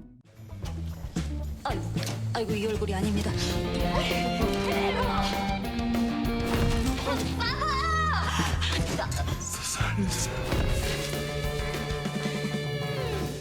사부가 영 안 보여. Ternyata Pak Tua Tunawisma yang selama ini cuman melihat di balik jeruji akhirnya beraksi. Dengan kemampuan aneh berupa cacing-cacing yang bisa melahap logam apa saja, dia berhasil membuka jalan keluar dari puing lalu menyelamatkan Unjong dan meninggalkannya di tempat yang lebih aman. 그때는 미안했다. 이제 문은 활짝 열렸으니까. 397이 Di sisi lain, Juran mencoba menyelamatkan Wondo yang sekarat dengan menyuntikkan serum yang tersisa, tapi hasilnya tidak memberi efek apa-apa dan detak jantungnya pun berhenti.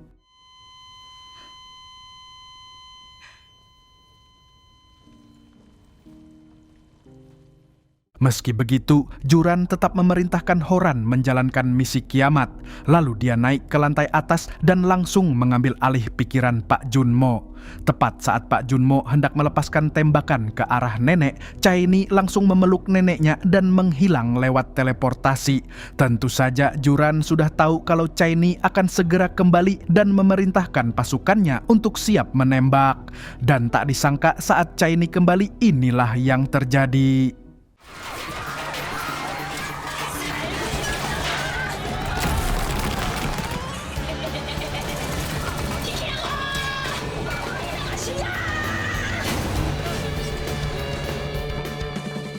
Di waktu bersamaan, Robin yang tadi sempat pingsan akhirnya sadar kembali. Sementara Pak Son yang sudah dievakuasi ke rumahnya kini bergegas ke alun-alun kota untuk menghentikan festival kembang api, tapi sang istri dan anaknya justru marah karena dianggap mengganggu acara besar Haesong.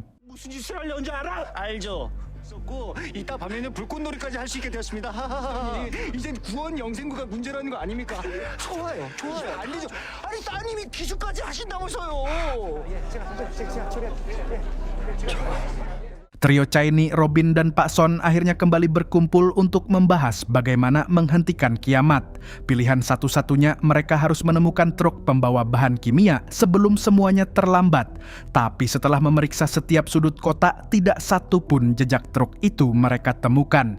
Pak Son yang putus asa pun mulai berbicara soal kabur dan menyerah, sampai akhirnya Chaini mengingatkan kembali dengan satu kalimat sederhana, yaitu memang mereka tidak punya banyak teman, tapi mereka kenal semua orang di kota ini, dan itu cukup jadi alasan untuk tetap bertahan. Di momen parade festival itu, Pak Son bangga setengah mati melihat putrinya yang tampil di barisan terdepan. Tapi rasa bangga itu harus tertahan begitu matanya menatap balon-balon helium yang membumbung. Tiba-tiba dia sadar satu hal, pertunjukan kembang api malam tahun baru itu kemungkinan besar cuma kedok untuk menyebarkan cairan kimia ke seluruh kota. Saat Pak Son masih fokus memperhatikan langit malam itu, tiba-tiba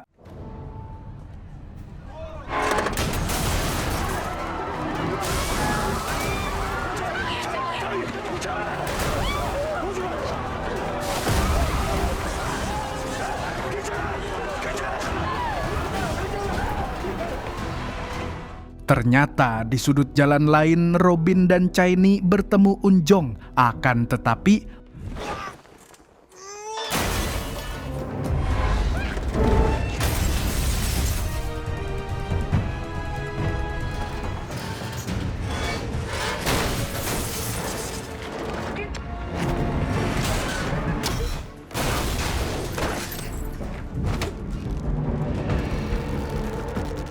beruntungnya saat Chaini yang hampir kehilangan kesadaran, dia berhasil teleportasi sehingga dia berhasil melepaskan Unjong dari kendali Juran.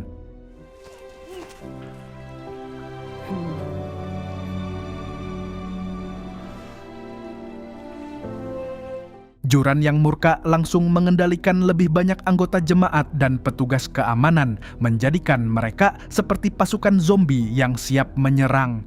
Melihat semangat teman-temannya, Pak Son yang awalnya sembunyi bersama keluarga akhirnya nekat keluar. Meski istrinya sudah mengancam akan menceraikannya, dia tetap memilih untuk keluar. 당신 지금 나가면 진짜 이혼이야. 사랑한다. 미희야. 여보! 성경호 씨, 왜 이제 와?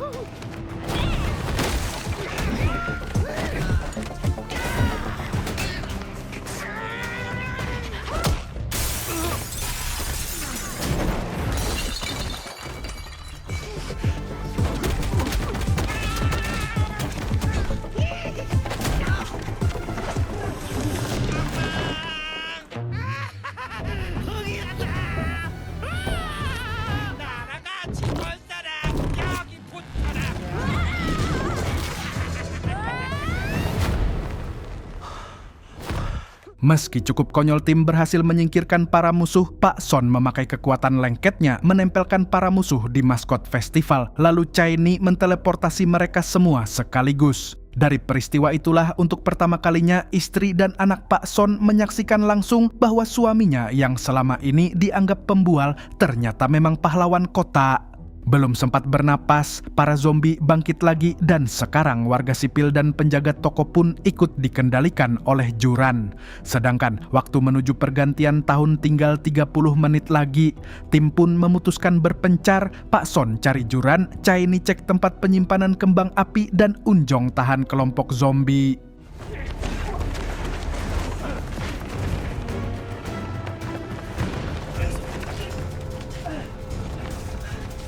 나는 전혀 귀신이다. 나는 플랑켓이다. Setelah memeriksa gudang kembang api, ternyata Chaini tidak menemukan cairan kimia di sana. Artinya target sebenarnya ada di tempat lain. Di sisi lain, Pak Son akhirnya berhadapan langsung dengan Juran. 내 말이 들리세요? 그 전에 내 말부터 들어. 내 말이 또 껴든다 또. Anehnya, kontrol pikiran Juran sama sekali tidak mempan ke Pak Son karena Pak Son terus ngoceh tanpa henti seperti orang memarahi anak. Tepat saat Pak Son hendak memberi pelajaran pada Juran, tiba-tiba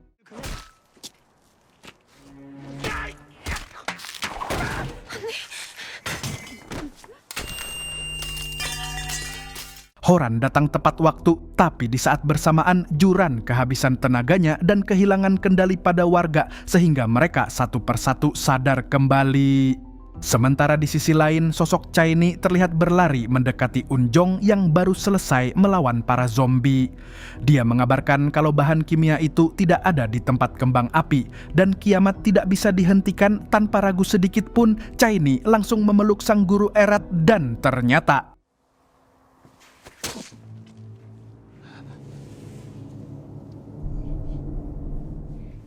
시간을 보내고 계신가요? Tepat saat itu juga seorang pendeta dari Gereja Keselamatan Abadi yang menyimpan dendam pada Chaeni datang menyerang dari belakang. 우리 김바로 목자님의 핏값이다.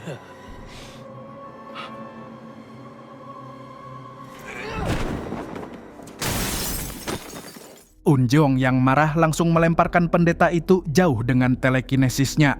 Tapi tepat di saat lemparan itu, sosok Chaeni muncul dari belakang dengan kondisi sehat walafiat. Ternyata sosok yang tadi memeluk dan menusuk Unjong ternyata bukan Chaeni melainkan Horan yang memakai ilusinya untuk menyamar. Meski begitu, ekspresi Unjong justru tidak menampakkan kemarahan melainkan kekhawatiran besar pada anak yang dia kenal sejak masih bocah itu. 지금 나 걱정해 주는 거야? 너도 그랬잖아. 그때 넌 나뿐만 아니라 그 안에 있는 모든 아이들을 위로했었어.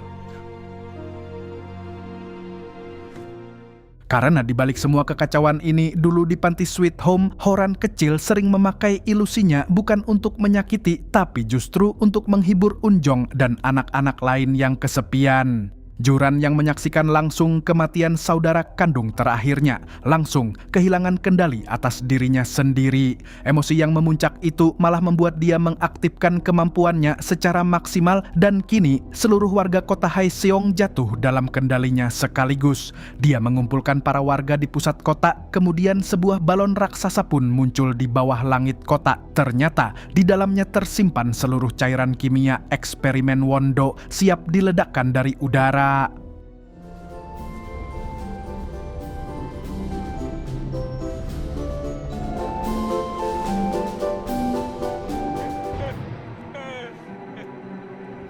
진짜 저거였구나, 폭탄이. 불꽃놀이가 아니었어. 결국에는 우리가 막을 수 없는 거였나 봐요. Di tengah keputusasaan, Chaeni menyusun rencana paling nekat. Robin akan melempar dia dan Pak Son ke ketinggian balon, lalu Pak Son menempelkan diri ke permukaan balon, sementara Chaeni naik ke atas untuk memindahkan balon tersebut dengan teleportasi dan segera kembali.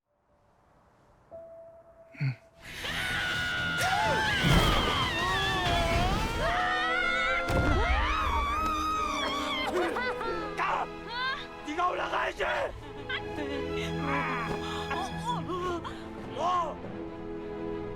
잘하 임마. 다시 돌아오면 좋겠다. Chaeni berhasil mencapai puncak balon, tapi sampai hitungan mundur pergantian tahun 2000 itu selesai, Chaeni belum juga berhasil teleportasi. Lalu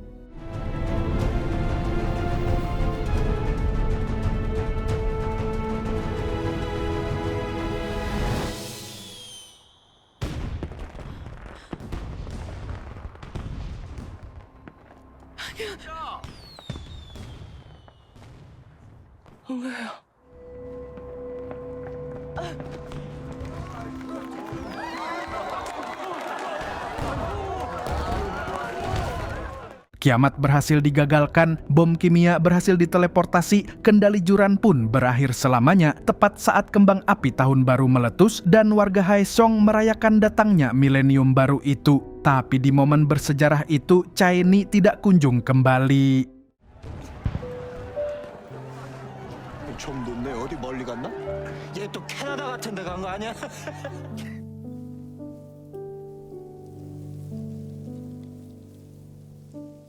2000년이 시작됐습니다. 2000년 새해 시작과 세상에 무슨 돌풍이 차를 내가 그날 얼마나 멋지게 당신들을 구했는지 진짜로 하나도 기억 안 나냐고. 망토 달고 날아다녔다고 그러지. 아무도 그날의 일을 기억하지 못했다. 왜 아무도 기억을 못해? 정말로부터 구했는데 왜 기억을 못해요? 아 참, 돌풍으로 이 차가 이렇게 뒤집어졌다고 이렇게. 아빠도 수고했어. 그래 고맙다 청아. Hari demi hari berlalu, Un Jeong terus menunggu sementara warga Haesong yang dalam kendali Juran tak ingat apapun kejadian malam itu. Teman-teman Chaini melanjutkan aktivitas sehari-hari, tapi tanpa Chaini suasananya menjadi sepi. Nenek pun terpaksa membuat makam kosong sesuai tradisi untuk orang yang meninggal di perantauan. Tepat di 40 hari kematiannya, saat semua orang berkumpul untuk tahlilan, seorang wanita kumuh, bau dan berantakan tiba-tiba muncul. 누가 죽었어요? 응? 누가 죽었는데?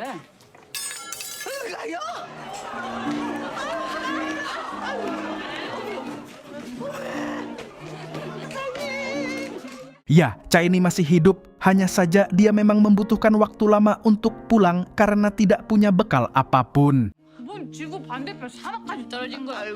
아이 그래서 우리 얼마나 슬펐는데 기지야. 여권도 없지, 돈도 없지. 그래서 내 힘들어 죽는 줄 알았네. 아이고 안 죽었어, 이 새끼.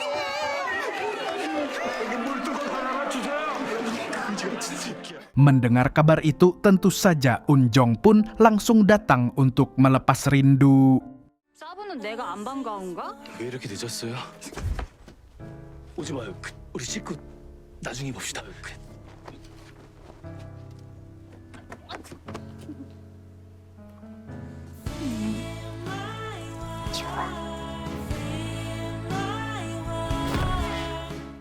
Di akhir series ini, kita akan diperlihatkan Un Jeong akhirnya bertemu dengan sang ibu dan...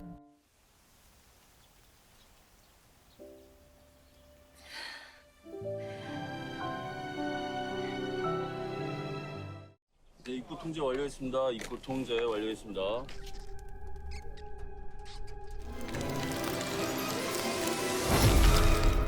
Tamat. Itulah akhir kisah si anak keabadian dan teman-temannya dari kota Haesong, di mana orang-orang yang dulu dianggap produk gagal justru jadi pelindung satu kota dari kiamat yang dibuat manusia. Walaupun seperti yang sudah kita lihat di akhir, ternyata kisah ini belum sepenuhnya selesai karena dalang utamanya masih hidup di bawah sana. Saya Tobi mewakili jajaran warung kopi mengucapkan terima kasih. Sampai jumpa di video selanjutnya. Burung Kuntul pamit undur diri.